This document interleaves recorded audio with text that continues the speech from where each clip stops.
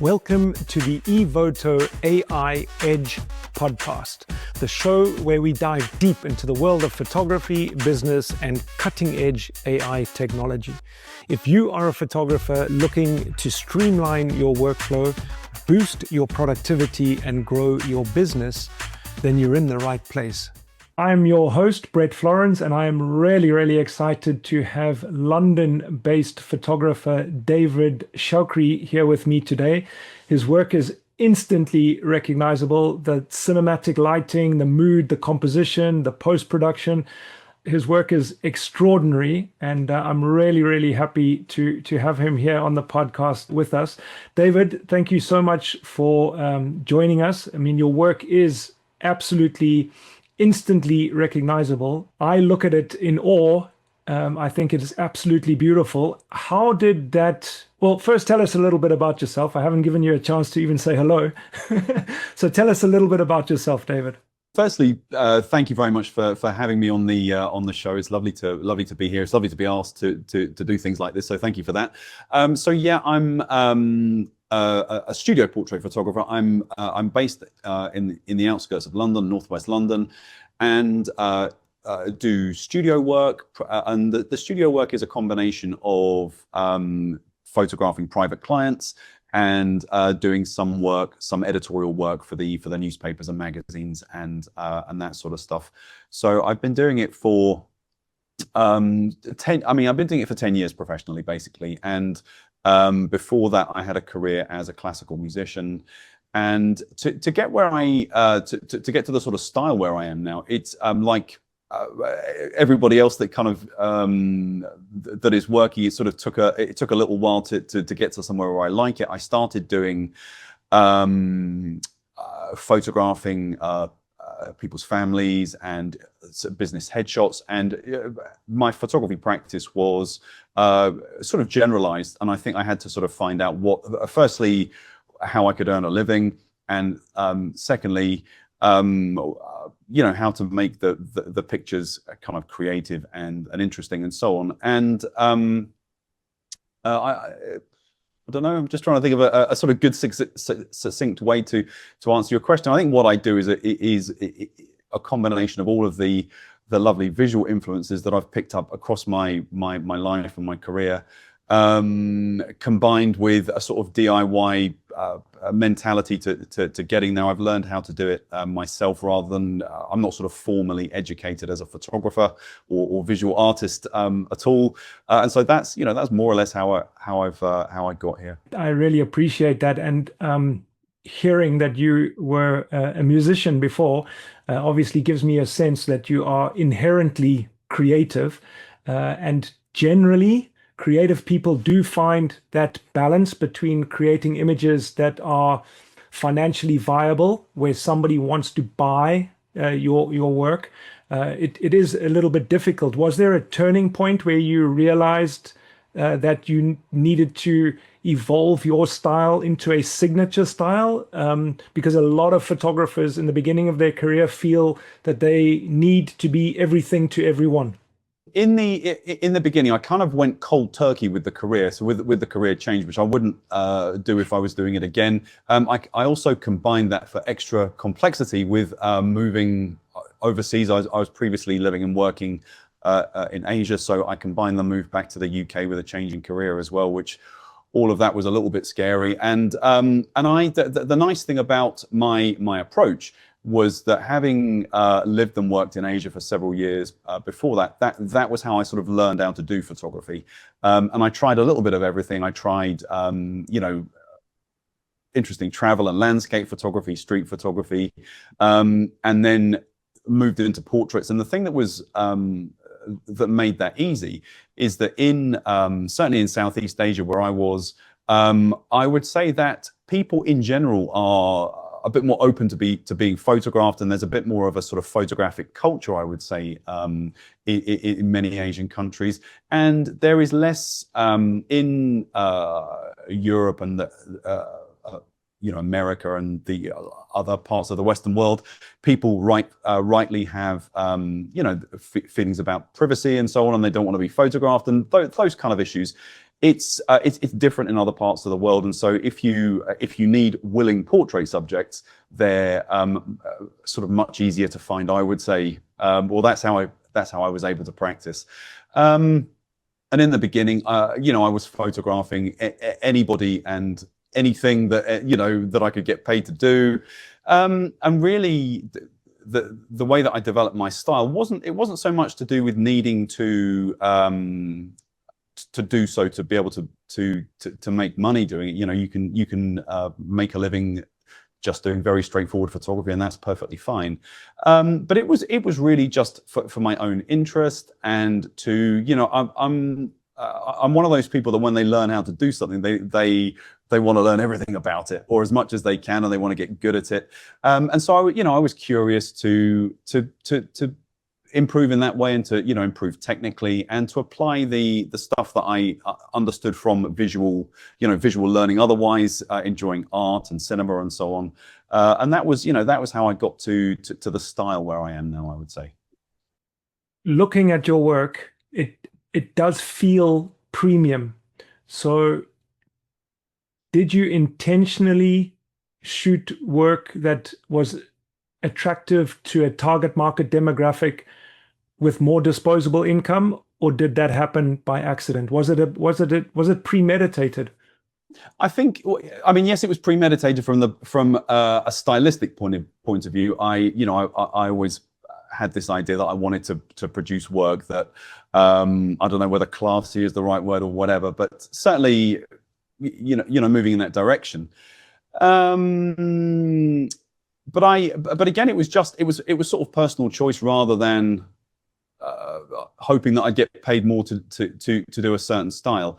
It's I think with the photography that I do for publications, that, you know, I can be a bit more creative with that, because that, you know, obviously it's really up their street to do that. And the workshops that I run give me a chance to develop that side of things. But really, if we're talking about the business end of things, the I don't know, the most lucrative way that I can earn money, I suppose, if I was doing it purely for that, is to have, you know, high volume business headshots, you know, lawyers and city people and that type of thing. And so, you know, obviously you have to keep an eye on business, but it's, you know, I try to sort of balance that with the fun and creative stuff as well. Yeah, for me, that's very inspiring, because I generally find that creative people create work that they like and is inspiring to them, in a lot of cases ends up being that hungry artist type of scenario, where just because you like it doesn't mean that somebody wants to buy it. So I think that it's really inspiring for me to hear that you are doing something that really inspires you and is also still financially viable. In terms of your marketing strategy, for me personally, you know, I was targeting the middle market. I I shot a lot of weddings and a lot of families, a lot more private work in my earlier career. I'm shooting a lot more commercial work now, but I had to make a conscious decision not to shoot work that was necessarily what I liked, but was something that a higher end target market demographic was wanting to buy. And I think that there's a very big distinction between creating something that you want to sell and creating a product that somebody wants to buy. So it's really, really cool that that you are in a position where you're doing both, because your work does appeal to a higher end premium target market demographic. In terms of finding your style, I know that a lot of photographers who are starting out really just shoot as many different things and eventually come up with that. Do you have any, you might just say no, but do you have any tips in terms of getting photographers to find their own unique look and style? With anybody's work, that's the kind of sum total of all of their experiences in their life, and not just the stuff that they go to be inspired, but obviously it's going to be influenced with however you live your life more generally.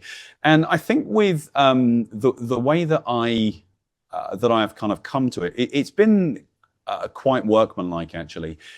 So I learned all about color relationships, and I have I said I don't have any formal education in visual art or anything like that. That's certainly true, but I've read a lot of books, and I've watched a lot of stuff, documentaries and loads of things on YouTube over the years to learn how to do this. And what I've done is tried to make my own sort of, it's not a formal education, but I've certainly gone away and learned how other people did it. And I have looked at like anybody learning how to do something, I looked at the work of the people that I admired.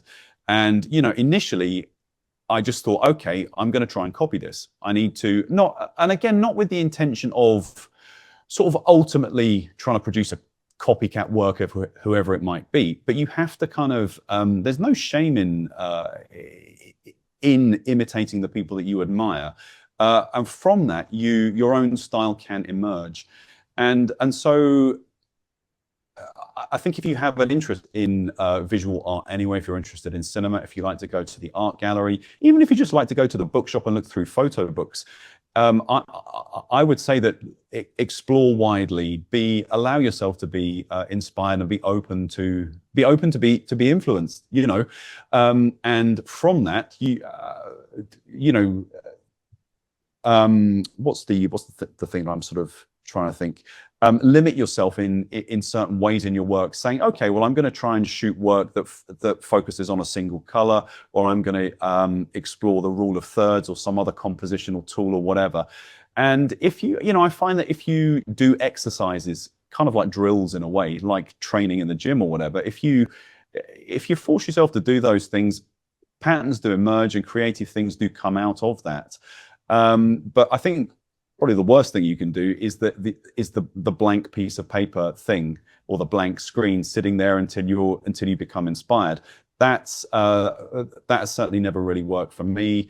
And in other areas where I've earned my living creatively, you have to kind of chop wood sometimes. You just have to get on with it, and you just have to start. And even if you take some dreadful pictures, or just stuff that doesn't move you in any way, you've at least done something and you can improve. If you haven't done anything, and if you're sitting there with the white bit of paper the whole time, it's very difficult to become inspired from that.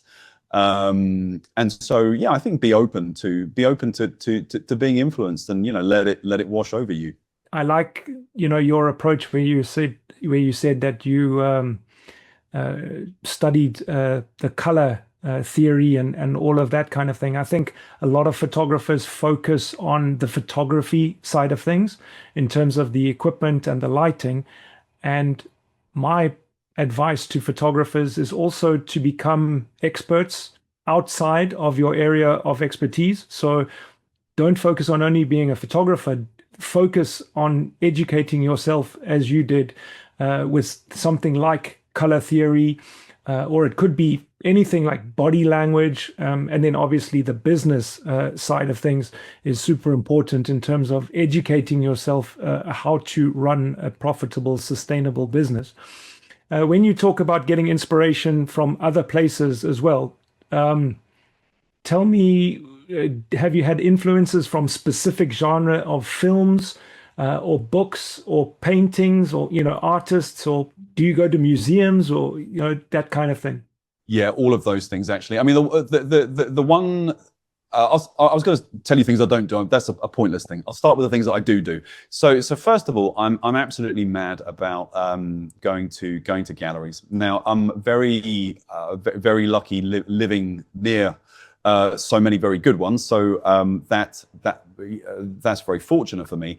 And if you go to like a major art gallery, the National Gallery in London, or wherever it might be, those places are enormous, and it can be overwhelming. And so what I like to do is, if I have an hour or 2 hours, I can sort of plan a trip to a museum or a gallery, and I know what I want to go and look at before I get there. So obviously not every trip is going to be like that. You don't have to be to have everything ruthlessly organized. But if I say, okay, I'm going to go and have a look at, a painting from 1500 to 1700 or something like that, for example, and you get a sense of that particular style or that genre or that era, and you can see patterns emerging from that. So that's a thing that I enjoy.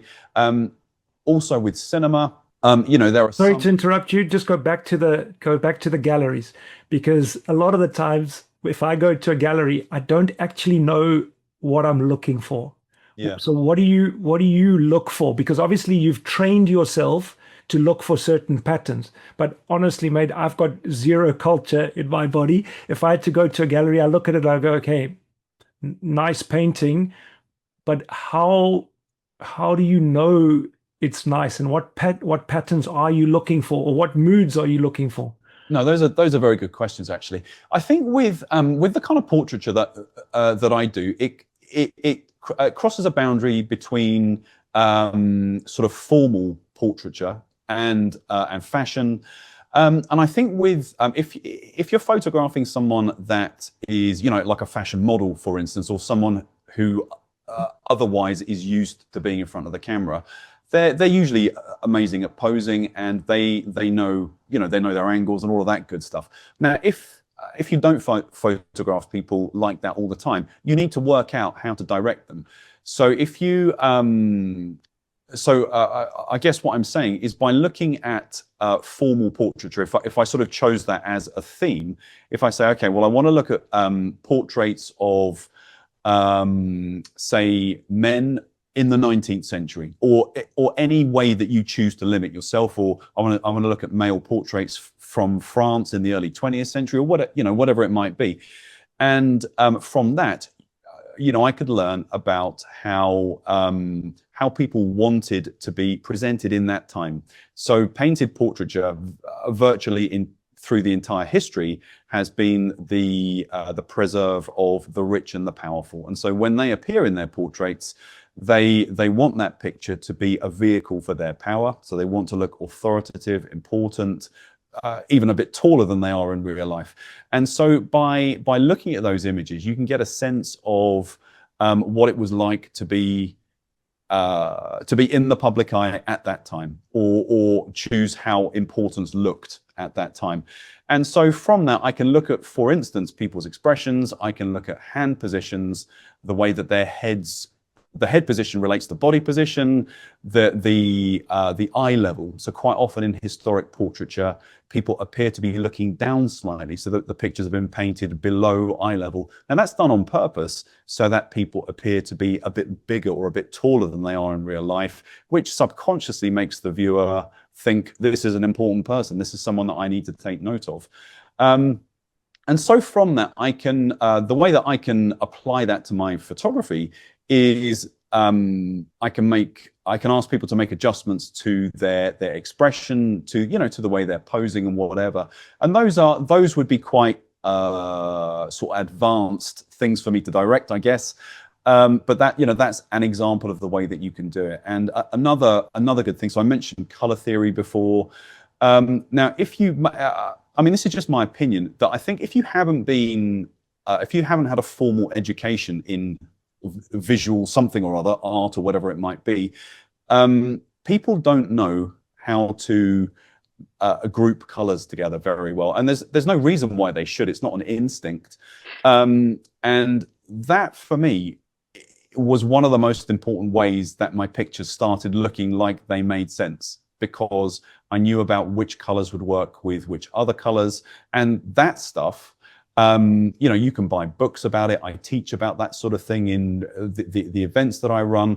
But if you look from the Middle Ages all the way from 12th century or something like that, people have known this stuff. It was worked out a very, very long time ago. The color relationships and the color wheel and so on. And it is that's the real kind of secret weapon for me. And you can see that, in any gallery that's got, good work in it. That's super important. And that you can see that those same color relationships in cinema. And so good examples of that would be people like Wes Anderson. He's probably the best example of a director that really knows about color. But then people like Martin Scorsese would be other, an example of another director that really, where color and design and all of those type of things are really important. And very intentional. I mean, the takeaway that I've taken from just this little section is that it's intentional. I do understand that there are happy accidents, but you're trying to limit that variable. So in terms of understanding what you want in the frame, just like when they were painting portraits back in the 15th century, everything is intentional. And I think that's a really cool point that you make there, where you're looking at what is known to be successful in terms of portraiture, rather than following trends that are happening and changing every 6 months. Because, back to the historical portraits that were only for the rich and famous, there's a reason that there is continuity in terms of, for example, Rembrandt lighting, or like you were saying, things like the composition elements, the rule of thirds, and then the play on the colors, and then also to create different moods from different colors. I'm going to digress just a little bit here, because I have seen some of your work in black and white too, and that's also beautiful. So when do you decide? Because I'm going to assume that is also intentional. Now, for me, if I was going to do what you do with the different color backdrops and the canvases, the reason it would be in black and white for me is because I brought the wrong color canvas. I was like, okay, let's just put this into black and white. But what is your thought process behind black and white? Because your style is very much based on color theory. I'd say I shoot probably a third black and white these days, so a lot, and that that's sort of increased as the months and the years have gone on. And I will sometimes convert to black and white to, if I've got a situation like you just described, if the colors just aren't working for some reason or whatever, sometimes changing to black and white can be a good fix for that. But I normally shoot black and white intentionally from the get-go, and so I plan specific black and white looks for my shoots. And the way that I do that is it's very simple, actually. I have a few backdrops that were made specifically for shooting black and white, so that makes it quite easy. I can choose the backgrounds, and I know that they're just going to work very well. Secondly, I shoot straight to black and white when I'm doing it. So and I'm not very good at doing the black and white sort of translation in my head.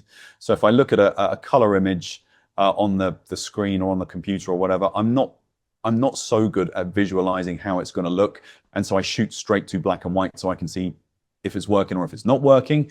And then with the wardrobe choices, again, I keep it really straightforward. I usually ask people to wear black or white clothes, or very dark or very pale clothes. And the reason for that is so that there is plenty of contrast in the pictures. Having an image that's got lots of sort of mid-ish gray is not that good. So if I know that I might be shooting black and white, I try and get the wardrobe and things organized as well. But again, I think what I'm going for with black and white is more of a focus on geometry, composition, texture, and contrast. And those are the things you can go a bit bigger on all of those things, because you don't have any color. And I mean, I've always enjoyed the sort of geometric side of things when I can squeeze those into pictures with patterns or whatever. But yeah, that's the approach to black and white, I would say. Okay, well, that it's a nice segue into talking about your post-production process, because your images are beautifully retouched, but still have a lot of authenticity to it. I do understand that you light your subjects fantastically. And if we've got enough time, we'll talk about lighting as well, because I see that you use a similar lighting setup every time, and well, not every time, but in terms of your signature look. But I know that lighting can help a lot in terms of being able to create an image straight out of camera that is workable. So you do have less retouching to do. But in terms of the retouching, how do you balance the technical element with the authenticity side of things? That's a lovely question, and I would say that when I was learning how to do photography and retouching, I've always been quite good at doing computer stuff, anything creative on the computer or whatever. So I've always sort of gravitated to it, and I know that some people really hate it. And I would say that 10 years ago, when I started doing this seriously, the level of retouching was much more intense than people do now. So I think the tools at that time there had been a kind of quite a sharp increase in what was possible. So, tools like Photoshop continued to develop, and there are various companies bringing out various solutions to retouch. And so, people, myself included, they were doing too much, in my opinion. You look at portraits and people would have, the kind of under eye area. There were people like completely removing that. And Yes. And I said, I don't know that, I didn't really get involved in that, but that was an example of doing it in a very extreme way. And so what I've actually done is gradually reduce the amount of retouching that I'm doing, as in skin work and everything else. And what I've done instead is been super careful in a pre-production sense, so making sure that I get as much right in the studio. And then with the post-processing, for me, it's not overdoing it on the skin. That's the most important thing for me, because firstly, people usually want to look like themselves in most cases. That's not what everybody wants, but fair enough. And for me, I don't want, with the people that I photograph, I actually know quite a lot of them in some other context, as well as them being my clients. And I wouldn't want to find myself in that embarrassing situation where you've done a bit too much post-production work on somebody, and either they are unhappy with that and they'll tell you that, or secondly, they might secretly think, oh, does he think I look too old, or does he think I'm fat, or too this or too that? And of course, I would never want people to feel disrespected in that way. So what I try and do, I guess, is to make people look like the best version of themselves. So they've had like a month of good sleep. They've drunk their 8 glasses of water every day. They haven't been stressed out by financial worries or their children or anything like that. And yet they're relaxed. They've had a great diet. And, and if you imagine yourself in that very lovely situation, you're probably going to look good and feel good. And that's what's going on in the back of my mind when I'm doing the post-production work, I think. That's a great way to describe it. Yeah, just having a great day, because there are great days. There are days where you feel fantastic, and there are days when you don't feel so good. And yeah. Scheduling a photo shoot doesn't necessarily line up with having a great day, So yeah. So in terms of Evoto AI, how have you incorporated that into your workflow, and how has it changed your workflow? I was actually quite slow to come to it. So I've been aware of it really ever since it launched. I've kind of kept an eye on things, and with AI stuff in a more general sense, obviously that's become a very big part of our world in terms of all kinds of things. And I've kept what I would call a watching brief on all of that stuff, because to me, some of it is good and some of it is bad. And with something like Evoto, my approach to AI with this and with everything else is I want it to do things for me which make my life easier, not remove things from my life which I enjoy. So every time I see a kind of, oh, I don't know, this is going to make me sound really old and grouchy, but when I see those AI videos of, I don't know, or the pictures of people in like a toy box or whatever, that type of stuff, I sort of think, well, that's the sort of thing, a fun thing that someone liked to do. Let's use AI to do my washing up, or to, you know, to change my car tires or whatever. And so I like using AI tools if they can kind of take like donkey work out of my life rather than fun work. And so the way that I'm using it is I start off in, so I still do the majority of my post-production work in Photoshop. So I do the color grading in Photoshop first of all, and then when I then move to Evoto. And what I've done is set up several, I guess they're sort of preset starting points for different kinds of people. So for men and women, for people of different kind of ages, of different kind of appearances, or whatever. And I can use those starting points and then refine each image individually. And over the years, I think that I've got good at retouching, and I don't mean that in a sort of arrogant way. And the guys that are doing it, who are full-time retouchers, and that's what they do. That, you know, I'm not suggesting that I'm in that space whatsoever. But from the normal photographer, I do most of my retouching, and I used to enjoy dodging and burning a lot and doing all of that really intricate hair work and stuff like that. But the thing with those kind of jobs is they're extremely time consuming. And so one of the things that I really like about Evoto is the ability of it to quickly do that sort of donkey work for me. Yeah, so to replicate the process. I use those sliders on 10 or 12% or something like that. It's light touch, and I'm still combining it with some manual work. But that's the way that I do it, and it's I'm enjoying it a lot so far. And I've been using it for the majority of the my retouching for nearly a year now. You know, yeah.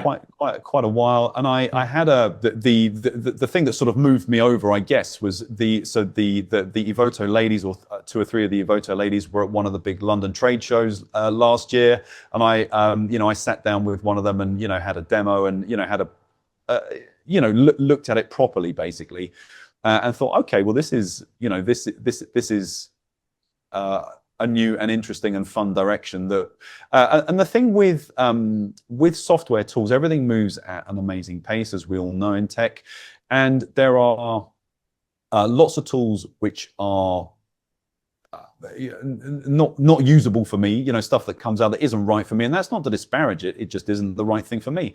And so it's nice when you do see something that is genuinely going to move the needle.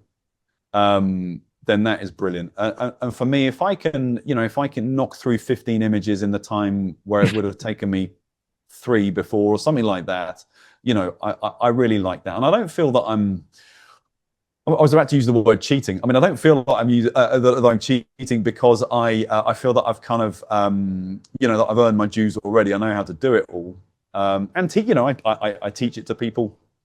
But I do like that ability to speed up my workflow on those things that are sort of technical, basically. Previous guest, Ben Hartley, he summed it up for me fantastically in terms of getting AI to do the mundane so that he can focus on the magical. If it can take away the slog work, the donkey work that you're talking about, and it can then free you up just in terms of your time, because from what I hear, you've never outsourced your post-production? Not really. I mean, there are some, I occasionally outsource, and that would be if there's a problem that needs fixing that I can't do convincingly, that's when I outsource. I work with a couple of very of actual legit retouchers, very good ones that really know what they're doing. And you know, there are some very special jobs where it needs to be done beautifully, you know, really beautifully, and that's when I will get someone else to outsource. But for everything else, you know, I'm doing it myself. Yeah, but you also have budget for that if you're outsourcing from that perspective. Yeah. And I think I don't want to answer a question for you, but I think, you know, in terms of saving bucket loads of time, instead of sitting behind the computer doing the donkey work, that's when you can go to a museum, go to the cinema, and invest your time into the inspirational side of things rather than sitting behind a computer. Is it possible for us to see your workflow? So what I'm going to do is I'll load in one of these pictures, the unretouched one, and talk you through what I would do. So these images have had the color grading done already. That's pretty much it. And the way that I work is so ridiculously basic that I don't even whether anyone is going to want to talk about this, but I'll show you what I do. So I've got a bit of a preset for this lady here, and if I just click it, double click it to put it in, that's more or less. And if I zoom in now, the level that I'm sort of working at, if I hit the space bar, that is the amount of change that's happening, and I'll talk you through what I'm doing. If you want me to talk you through the sliders and all of that sort of stuff on the right hand side. So just if you talk us through the sliders and then your thought process as to why you did certain things. Yeah, I'll start with a quick talk through of the image initially to hopefully give it a bit of context. And so this lady is she's a fashion model, and we were doing basically shooting her a portfolio, updating her stuff for commercial work effectively. And she is in her late 30s, if I remember correctly, and she's doing fashion, e-com, commercial work, that sort of stuff. And so she wanted a set of images that were just nicely lit in the kind of clothing that she might for the sort of jobs that she might be looking to get more of, basically. And so she did her own hair and makeup.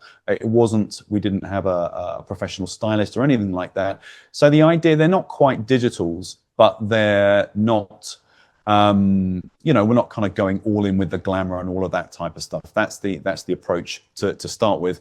And so if I show you a close-up of her face, so that you can see what she looks like with no work, just some, you know, basically light makeup. And so she has nice skin. The makeup is sort of pretty light touch, and there aren't loads of blemishes to deal with or anything like that. So that, you know, we're in a good starting point. So I'll show you with the Evoto effect on.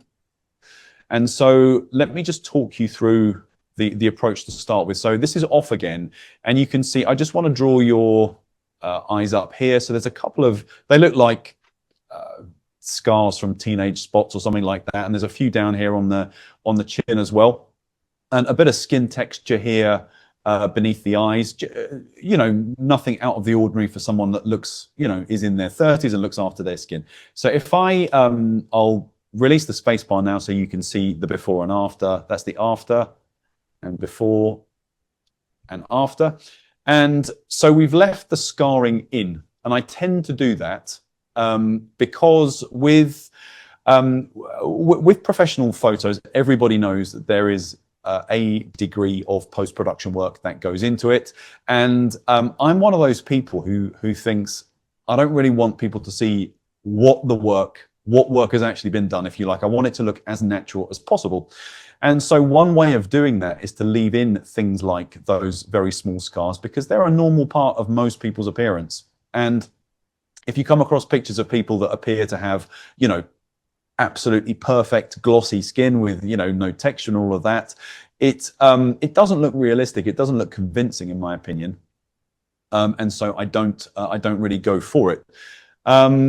What I am going for is a natural looking dodge and burn look, the kind of old fashioned way, if I can put it that way. And so that's a combination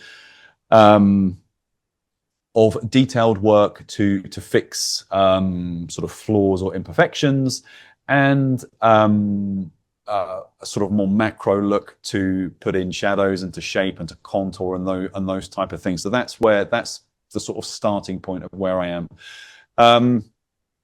And in terms of, should I talk you through the sort of the faders and the sliders and things like that? Yes, please. Yes, please. Okay, so you can. So I've got the blemish one open now. You can see that with most of the blemishes, I just leave them as they are. Now, with things like wrinkles and lines and those type of things, for most of the people that I'm photographing, I would say that they're in between their 20s and 40s. So I photograph. I do photograph people older and younger than that as well, but I would say that that's the core group of people. And so they're usually using the pictures for work in some context, and a lot of those people are using it for instance, acting work, or they may be a singer or a writer, or somebody whose appearance is in some way important to the way they earn their money. And so if I remove all of the lines and the wrinkles and other things that tell you about that person, or tell, you know, their employer about that person, it's not convincing. It's not helpful. If you're doing a sort of beauty portrait, where the object of the picture is to look as beautiful as possible, then fine. You know, I might want to go in for more of the blemish type removal things. But these pictures are in order to get people work, usually, and so I need them to look convincing. As in, I need the pictures of the people to look like them, not for the retouching tools to be convincing. Yeah, you need to retain that authenticity, especially for that specific target market. I mean, if you're shooting a beauty shot, like you said, for a commercial campaign, it's different. You don't need to apologize for not doing too much retouching. I think it's the thought process is more important in terms of intention. What is your intent? And your intent is to retain the authenticity and to make sure that people look like they're having the best day of their lives. Yeah, exactly. And I think the one thing that I was going to mention, so I'm just sort of toggling on and off, I do a little bit of work under everybody's eyes. And I once heard, when I was learning how to do retouching, I once heard somebody say, you know, if the client is older than 2 years old, they're going to need a little bit of something under the eyes, a little, you know, whatever it might be, just a little bit of love, basically. And the texture and the tone of the skin, if I just turn off the work there and back on, you can see that the skin tone is quite different. So most people have maybe a bluey or yellow or purple kind of tone under their eyes. That it's not problematic in any way, but it doesn't sort of blend with the rest of the face. And so I like to bring that a bit more into alignment as well. But most of the other blemishes, I just leave them as they are. And in terms of this next column, the skin retouching one, is the most useful one to me. And you can see that what I'm doing here is so the even slider, that's the one in the old-fashioned way of retouching. That would be sort of fixing stuff. You know, that would be dealing with skin discoloration, or, you know, shadow that you didn't want to be there or whatever. And you can see that I'm on 15, and that's typically where I leave it for most people. And I think I would say that the majority of my clients come with pretty good skin, a pretty decent hair and makeup job. And so when they step in front of the camera, they will, sometimes they're ultra glamorous, yes, but that's not every shoot. But the starting point is going to be decent skin in most cases. And so the dodge and burn for evening is just a really nice way of just finessing an already good hair and makeup job. Now, the next one, the sculpting slider, is where you put in, I mean, I know you know this, I'm just sort of thinking out loud, where you put, you know, you put in your shadows and your contouring and stuff like that. And you can see that I'm up to 75 there. I sort of see that as a form of contrast. That's the bit where you put contrast into and shape into the facial retouching, and that is important. You know, sometimes you need to emphasize cheekbones or a strong jawline if it's a leading male type of portrait or something like that. And so that's where that sculpting, dodging and burning is so helpful. So I really like that, and you can see that I've got it on 80 in the contours and the facial features and so on to really give to give that sense of shape. Now with the things like skin softening and that sort of thing, I've tended to stay away from that, to be honest. I think it's fine if you're going for that maybe a sort of beauty look or whatever. If you shoot beauty, which I do not. Yeah. And I'm happy as long as there isn't crazy skin texture.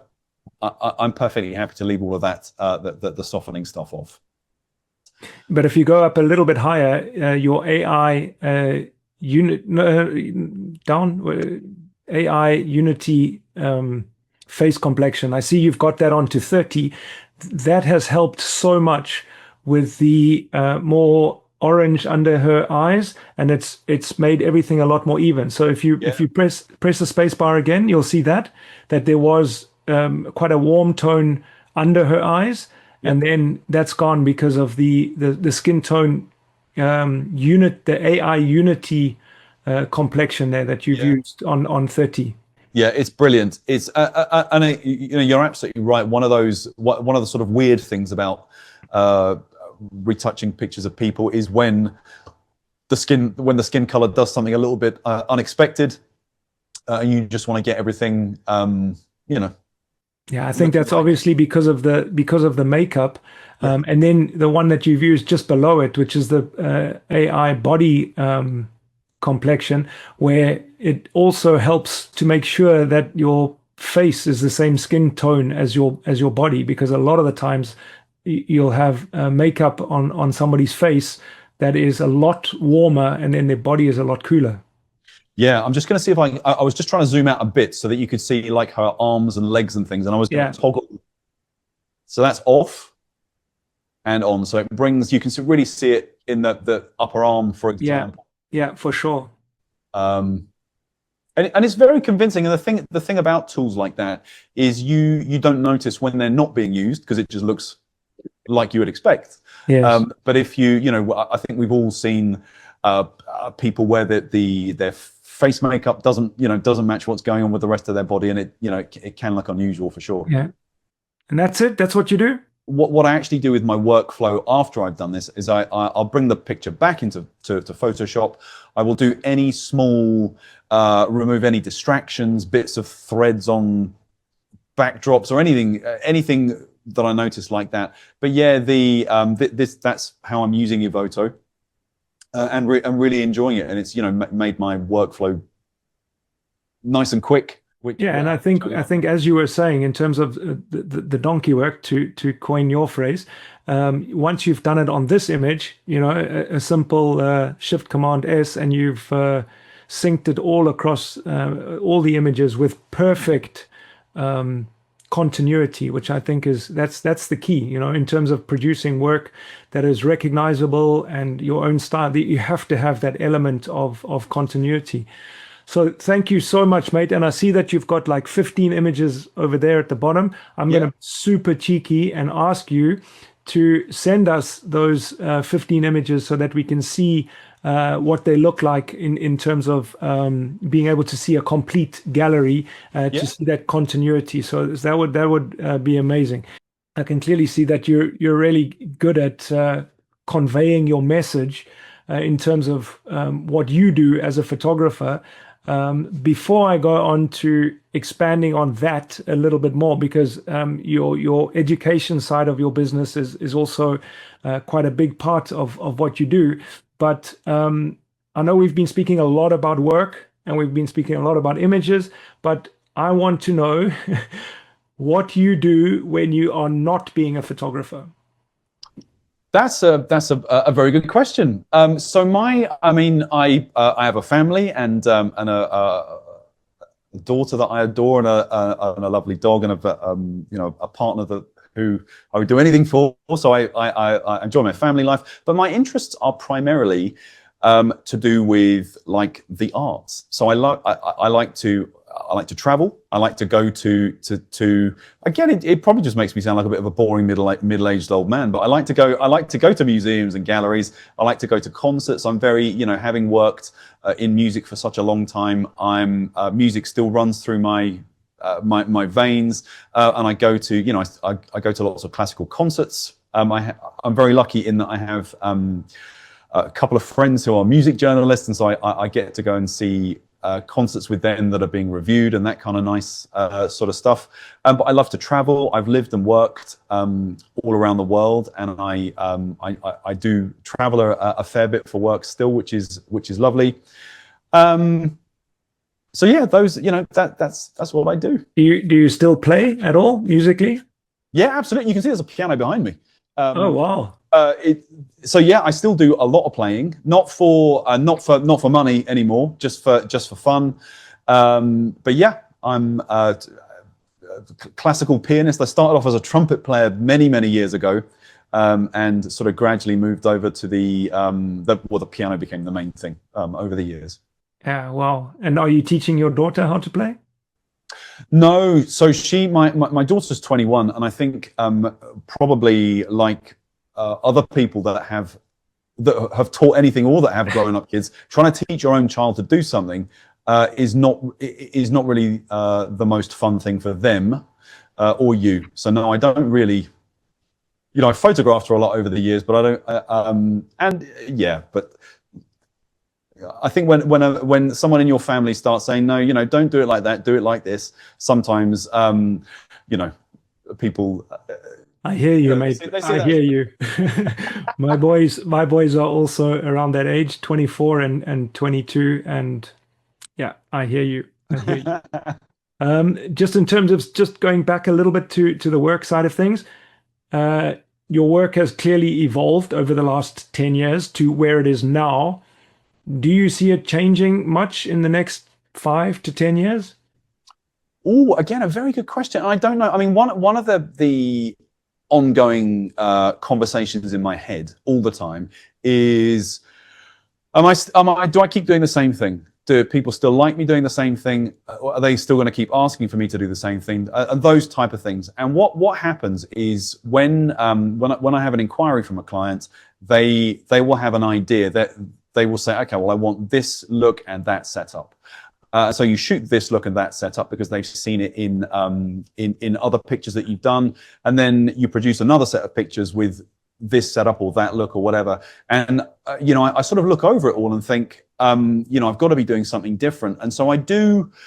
I try and keep this balance of the aspect of my work that is going to get me paid, basically, things that people will ask me to do, and try and balance that with trying to be innovative. Now, one of the things with being innovative, or at least something that I found, is that kind of comes in different seasons of your life. So you can't always be innovating. You can't always be doing something different.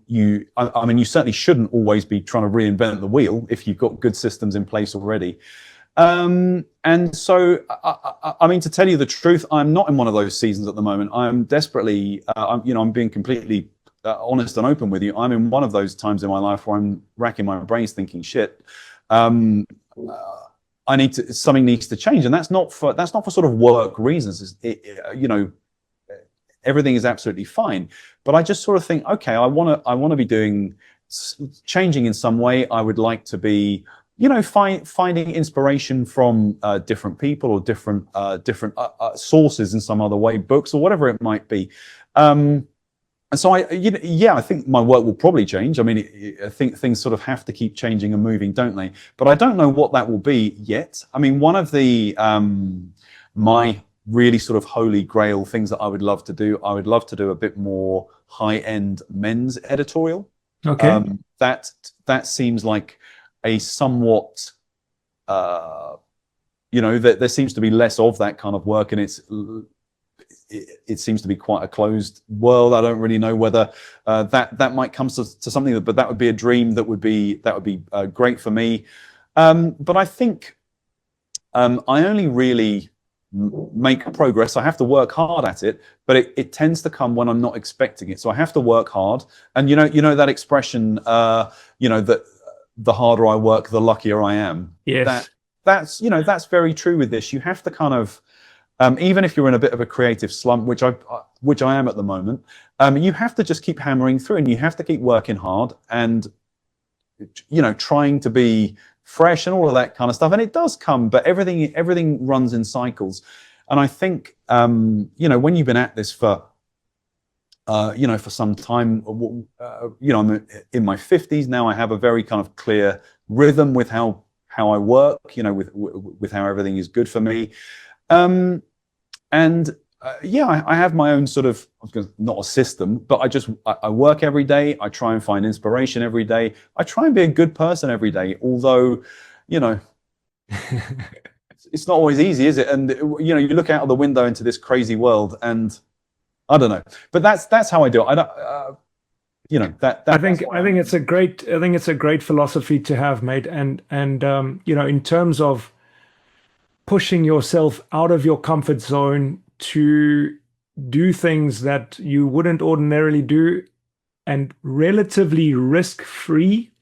I have found that I like to do a lot of new work and try new things at workshops. And I know that you do a lot of education and a lot of workshops as well. And for me, it's so rewarding to be in the position where I can transfer my knowledge. The way I teach would be very different to the way that you teach. I think you teach obviously from the creative side of things and the color theory side of things and composition and how textures work with each other. And that's great. And I think it's amazing. For me personally, I always teach the business side of things, because for me, that's the part that's come easy. And I think that it is very, very rewarding to be able to impart knowledge to other people who are as passionate about the arts as we are. So in terms of the education side of things and the way you've explained things today, and the way you've articulated your thought process is brilliant. I mean, there's no frilly technical language going on that is difficult for the layman to understand. And obviously you enjoy education. Can you tell us a little bit more about your education programs? And do you have online content? Is it in-person workshops? Do you travel the globe? Tell us all about your education side of things. Okay, so all of those things that you said, yeah, I do all of those things. So I run workshops here at the studio. So usually once a month or thereabouts, and the workshops. I mean, I have two what I would call evergreen workshops. One which deals the kind of signature one is soulful portraiture. That is my that's what I call the sort of full fat workshop. If you want to shoot like me, and I don't mean that from a copying point of view, but if you're interested in the way that I do it, that covers it. And it's looking into color design, set design, as well as all of the lighting type of things. And I have a black and white workshop called Art of Monochrome, which does the similar kind of things, but focusing on finessing what you're doing for black and white, obviously. And then with the online courses, there are, again, two online courses, a big one and a small one. So cinematic and dramatic portraits, that's my masterclass. And that's like an 8-hour online workshop. It has 12 shoots, 12 retouches. It comes with all of my software tools, and that's the sort of big course. And yes, I do travel the globe doing it. So I've taken the workshops all over Europe and America, and looking to do some in Australia, either in 26 or 27. So yeah, I have an online platform called Create with David, and that's, if people are interested, they can have a look there. But yeah. Have you got the website for that, mate? Is it? Yeah, that's createwithdavid.com. Okay. And my other website, davidshukry.com, that's where my portfolio is, and you can link to the in-person workshops from there as well. But if some people may know me on Instagram, the link in bio on Instagram has got it all there as well. So, mate, this has been absolutely brilliant. I love the way that you are so intentional with what you do, and it resonates me that you are very structured, because for me, I wasn't born creative, and you were born creative. I wasn't born creative. I had to teach myself that element, and structure has helped me do that. And I think just listening to you now, you've got both. You've got that structure and the intent, but you also have the creative understanding in terms of producing a product and a client experience that is so unique, and it's really, really inspirational for me. So thank you so much for your time.